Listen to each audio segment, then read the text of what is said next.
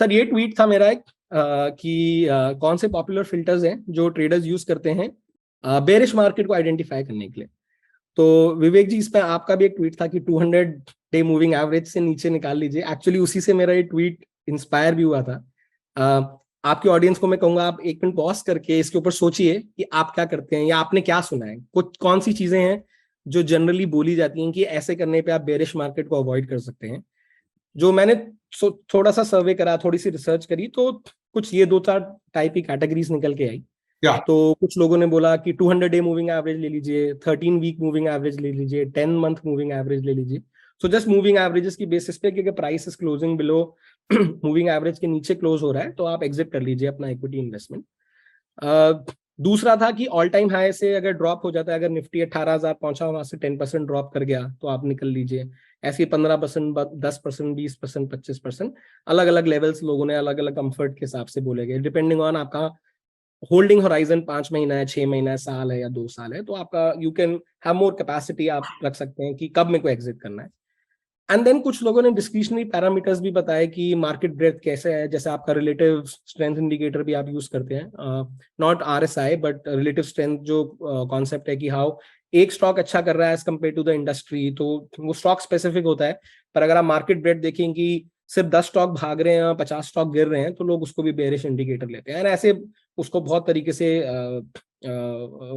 Expand कर सकते हैं, और इंडिकेटर्स यूज कर सकते हैं, सपोर्ट रेजिस्टेंस जोन्स यूज कर सकते हैं। तो आज का फोकस फर्स्ट 2 पे रहेगा क्योंकि ये बहुत क्वांटिफाइबल है, बहुत सिस्टमाइज्ड है। वेयर जो थर्ड है वो थोड़ा डिस्क्रिशनरी है, it's very hard to code them in simple terms. तो फर्स्ट 2 को मैं एनालाइज करूंगा। सर ये एक फिलॉसफी है, ये डॉक्टर विलियम डिमेनिंग की है, बहुत पॉपुलर सेइंग है। ही वाज फ्रॉम IBM कि in God we trust, everything else all others must bring data. सिर्फ भगवान पर विश्वास करते हैं और किसी चीज पर विश्वास नहीं करते जब तक उसके पीछे हम डेटा ना देख लें। तो अगर आप भी आज मुझे कोई बताएं या कोई सबसे सीनियर ट्रेडर भी आके मुझे कुछ बताएंगे तो मैं उसको उठा के पहले डेटा से टेस्ट करना चाहूंगा। और आपकी ऑडियंस के लिए भी मैं कहूंगा, जो भी मैं प्रेजेंट कर रहा हूँ मेरी बात पे विश्वास मत कीजिए, खुद डेटा लीजिए। बहुत सिंपल तरीके से डेटा मिल सकता है इसका, और उसको टेस्ट करके देखिएगा before you start putting any money on it. तो ये फिलॉसफी के साथ ही सारा आगे का प्रेजेंटेशन है। तो ये सबसे पहला चार्ट दिखेगा आपको, दिस इज 200 SMA। तो अगर आप लेफ्ट पे चार्ट देखेंगे, निफ्टी का है, ब्लू लाइन जो है निफ्टी है, और जो ऑरेंज लाइन है उसका 200 डे मूविंग एवरेज है। तो इसलिए शुरू में अगर आप देखेंगे तो 200 दिन तक कोई डेटा नहीं है, क्योंकि 200 दिन चाहिए उसको। एंड ये जो राइट में है, ये स्ट्रैटेजी क्या कर रही है, जब भी ये 200 मूविंग एवरेज के नीचे आ जाएगा तो अगले दिन एग्जिट कर लेगा मार्केट, और अगर ये वापस ऊपर चला जाएगा निफ्टी तो ये फिर से बाय कर लेगा। सिर्फ निफ्टी को लॉन्ग शॉर्ट कर रहा है और कुछ नहीं कर रहा। तो ऐसा नहीं है कि ये पूरा फुल ब्लोन सिस्टम है, बट ये सिर्फ दिखा रहा है कि अगर आप सिर्फ ये करते तो आपको क्या क्या इफेक्ट आया होता, क्या रिटर्न आया होता। तो ये राइट हैंड साइड में उसका स्ट्रैटेजी चार्ट है। ब्लू अगेन निफ्टी का प्राइस एक्शन है, और अगर ये स्ट्रैटेजी फॉलो करते कि 200 SMA के नीचे एग्जिट कर लीजिए और उसके ऊपर वापस बाय कर लीजिए, तो ये ऑरेंज कलर का परफॉर्मेंस आता है। तो यू कैन सी ये कितना अंडर परफॉर्म कर रहा है।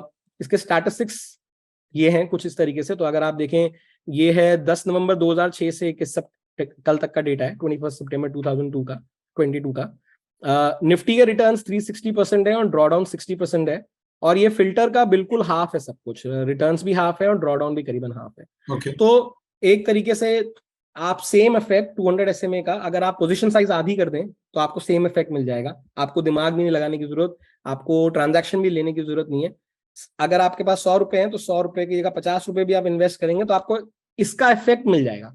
मैं ये नहीं कह रहा कि वो सही है या बुरा है, अच्छा है या गलत है, पर आपको इस तरीके से सोचा जा सकता है कि सिर्फ पोजीशन साइज आधी कर दें तो हमें सेम आउटपुट मिल जाएगा, हमें कुछ और चीजें कैलकुलेट करने की जरूरत ही नहीं। तो ये 200 SMA के साथ एनालिसिस है। ये हो सकता है कि 200 SMA का प्रॉब्लम हो, EMA में हो सकता है कि ये बेटर वर्क हो जाए। हाँ बिल्कुल हो सकता है सर, ये 200 EMA में हो सकता है इससे बेटर परफॉर्मेंस दे दे, बिल्कुल दे सकता है। अगेन लाइक मैंने कहा कि एक चीज मैंने दिखाई है, there are many ways to enhance. मैं ये भी फॉलो करता हूँ ना, तो मैं इसलिए थोड़ा SMA के अगेंस्ट हूँ। हाँ नहीं, EMA भी है, वो इससे बेटर परफॉर्मेंस जरूर देगा, पर जो मैं दिखाने वाला हूँ उससे बेटर नहीं देगा, ये भी मैं आपको I agree। सो दूसरा सिस्टम है 15% ऑल टाइम हाई से, 15% ऑल टाइम हाई से जब ड्रॉप हो जाए तो आप मार्केट से निकल जाए। तो ये आप देखेंगे लेफ्ट में अगेन निफ्टी का चार्ट है ब्लू वाला, और ग्रीन लाइन जो है वो ऑल टाइम हाई है, जो मार्केट ने जैसे जैसे बनाया वो वैसे वैसे अपडेट हुआ है। और जो ऑरेंज लाइन है वो उससे 15% ड्रॉप है। तो एक तरीके से डॉन्चिन चैनल जैसा दिखता है, पर डॉन्चिन चैनल क्या होता है, स्पेसिफिक पीरियड का होता है, हाँ 20 पीरियड, 30 पीरियड, हाँ 50 पीरियड का, तो वो मूव होता रहता है। वेरएज ये सिर्फ तभी मूव होगा जब ऑल टाइम हाई नया बनेगा, तभी उसका स्टॉप लॉस एक तरीके से करेक्ट ऊपर आएगा, नहीं तो वो वहीं का वहीं रहेगा। करेक्ट। तो ये 2008 में जो क्राइसिस आया था, तो ये सर इसमें एक चीज और होती है सोचने यानी समझने वाली, कि आपका डेटा कहाँ से स्टार्ट हो रहा है उस पर इम्पैक्ट होता है कि ऑल टाइम हाई कब दिखा रहा है। अगर ये डेटा मैं यहाँ से स्टार्ट करता 2009 से, तो ऑल टाइम हाँ हाई यहीं आ जाता, हाँ आप यहाँ पे हाँ, लॉन्ग होते। हम्म, तो जो हम कहते हैं कि डेटा को जितना मसाज कर लो, टॉर्चर कर लो, आप उससे जो कहानी बुलवाना चाहते हो बोल सकता है डेटा। तो वो इन्हीं चीजों का होता है कि आप डेटा कहाँ से स्लाइस करेंगे, कहाँ से काटेंगे, उससे आपकी स्टोरी पूरी चेंज हो सकती है। मैं इसी डेटा के साथ इसमें डेटा को स्लाइस करके कोई ऐसा पीरियड ढूंढ सकता हूँ जब ये परफॉर्मेंस सबसे अच्छी दिखा सकता है। पर हम कोशिश करते हैं कि जितना हमारे पास मैक्स डेटा हो उतना डेटा के ऊपर एनालिसिस करें, उसको हम ब्रेक डाउन करके भी करते हैं, पर पहले स्टार्ट करते हैं बिगर पिक्चर से। तो ये 15% of the all time high से ड्रॉ डाउन है। तो ये आप देखें तो इसकी परफॉर्मेंस ज्यादा डिफरेंट नहीं है आपकी प्रीवियस वाली परफॉर्मेंस से, 200 डे मूविंग एवरेज के हिसाब से। रिटर्न्स भी आधी हैं, ड्रॉ डाउन, बल्कि एक्चुअली इसकी परफॉर्मेंस थोड़ी उससे खराब ही है, क्योंकि रिटर्न आधी से कम है, ड्रॉ डाउन आधे से ज्यादा है। हम्म, तो simpler things work better at times, and this is one of the examples कि कैसे काम हो सकता है सिंपलर थिंग से। एंड ये जस्ट कंपैरिजन है दोनों का। तो ओवर द लॉन्ग रन आप देखें तो दोनों राइट नाउ एक्चुअली दोनों का परफॉर्मेंस बहुत ही क्लोज है, ऊपर हम्म, नीचे जाता रहता है। जनरली ऑरेंज जो है यानी कि मूविंग एवरेज वाला है, it has over perform for most part in the historical analysis, but ऐसा नहीं है कि एक बेटर है और दूसरा वर्स है। You can pick and choose if somebody wants to. sure.